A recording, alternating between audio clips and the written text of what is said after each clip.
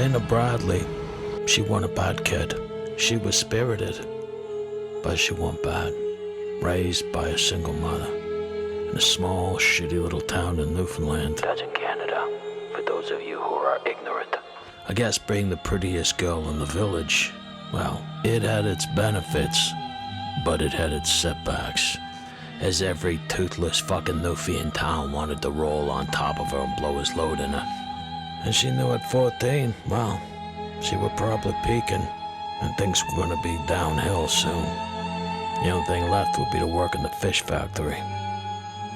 Best job in town, and you get 2 weeks paid vacation. The day she'd gone missing, she got in trouble by a teacher for trying to forge a note from her mother. But Dana didn't care. The school dance was in another couple of days, and Christmas was coming. The day she'd gone missing, she'd gone back to her friend's place and hung out for a bit. But then she left because she had to go home for her mother's birthday. Some witnesses said they saw her hitchhiking across from McDonald's and getting into a car. That was the last time she was ever seen alive. When she didn't come back for her mother's birthday party, her mother called the police. But the cops said relax, she'd be back in a day or two. But they were wrong. Dead wrong. Because it was exactly 4 days later, she turned up, found not far away by a truck driver taking a piss. She was laying in the snow, posed with the school books under her arm, looking like a pedophile's popsicle. Her skull had been bashed in, raped, beaten, you know the score. Several witnesses had identified her getting into the same vehicle, saying when the driver stopped and she ran up to the passenger side, the door had been locked. The driver leaned over and opened it for her. Perhaps that was fate giving her one more chance to turn back. Several other witnesses described the man who was driving as being in his late 20s with short, dark, greasy hair, which probably described half the men in Newfoundland at the time.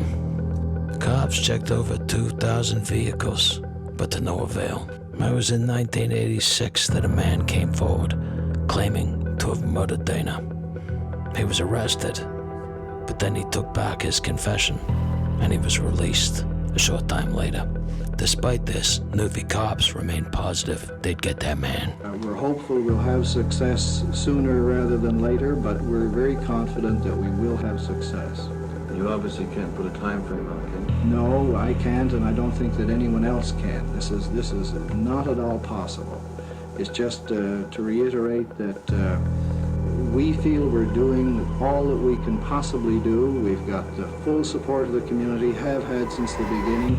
We've got our best people working on it. They're working on it full time, every day since the 18th of December, Christmas, New Year's, weekends, and after hours, and so on. And there's been no lessening of effort or determination on the part of the people employed.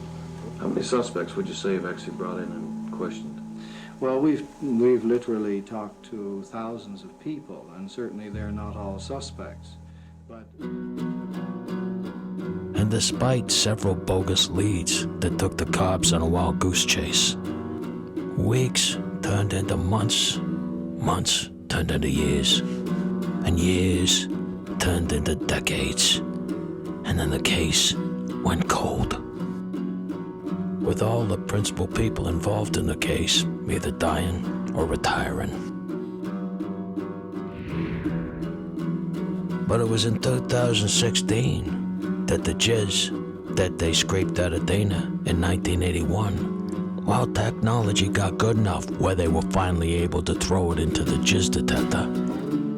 And although they weren't able to identify the killer, they were able to rule out all the bogus wannabe killers and all the crackpots that had come forward over the years. And hopefully, in time, some idiot will sign up to one of those genealogy sites. And then bingo, you got your killer.